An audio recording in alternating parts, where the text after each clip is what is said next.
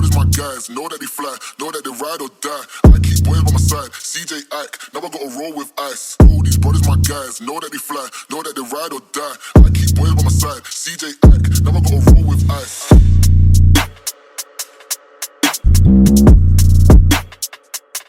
Hey, what's going on, guys? It's Paul, Spheric Reptiles, and I just got back from the Dallas NARBC show. Man, I'm wore out. I am really wore out. I got to see a lot of people. I think that once you make a commitment to become a part of the reptile community, each one of the shows takes on a different meaning, of course. So if you watch the previous video to this, you see where I actually discussed how we actually plan our reptile show visits, and how we actually buy the VIP pass and we go in and we do some things to kind of compare our business plan to our objectives and then the animals that are there on hand. Because you can get some really good deals at the reptile shows that you might not be able to get online, because if you take cash, like I said, cash rules everything. So you can get some really good deals like what we got here. But long story short, since you've actually seen the previous video, and if you haven't, I suggest that you go back and watch it, because it's filmed in a different type of fashion, even though there's still there's a lot of ball pythons, but there's a lot of, just show stuff in there. But I really wanted to show you the fact that it's a show, and the differences in if you go early, then when you get there and there's a lot of people. Please like, comment, and subscribe on this video, and do the same for the other one. I just am really interested in your feedback, if nothing else. But without anything else, because the other video covers that, I will get to basically our unbagging that we got from Bob Vu, whose information is right here. And, hopefully this will be an animal to kind of let you see how you can actually move your projects forward without actually losing sight. I think that's the most important thing. As long as you don't lose sight of what you're doing and stay focused on your projects and not try to follow everyone else, then I think that the ball python game can actually survive. Not that it would go anywhere anyway, right? But it would be nice if everybody had their own individual projects and they were going and acquiring, little bits and pieces to fulfill that, whether it be a multi-gene incomplete dominant or, the same thing with recessive or whatever the combination, but just to make something different, right? We all want to be different, even though we all want to be the same, right? All right, so, but anyway, without anything else, I will show you what we got.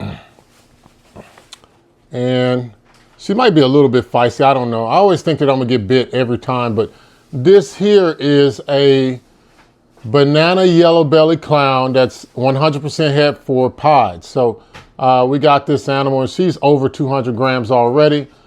We picked her up at the show after we did our planning, and female. So of course, from 200 to 1500, that's a long way, bro. And then I'm actually, just estimating, because I think that now that we've been tracking this, and hopefully you have too, if you're trying to breed your animals or just keeping them, that through the hatchling, juvenile, subadult, they'll continue to eat, as this amazing animal, I hope, will. And as soon as they go from that teenager to adult stage and they make that first body transformation, they'll probably go off feed, which will be around 1,000 grams. And then when she comes back on, once she gets to about 1,250 grams or 1,200 grams, then we'll start ultrasounding her for the future to see if we're developing follicles. And at that point, we might actually introduce a male if she's further along in follicle development. But, that's a big rabbit hole. So that's like the quick, I guess, ad-libs way of me explaining that. But this girl is very beautiful. So, what I'll do is I'll show some close-up pictures right now so that you can see just how pretty she is. I'll put a black background with some light over the top so you can see exactly what I'm talking about. All right, guys, so as I was saying, as I try to keep her on the actual screen, you can see how the oranges come through, and then the yellow belly is coming up on the sides.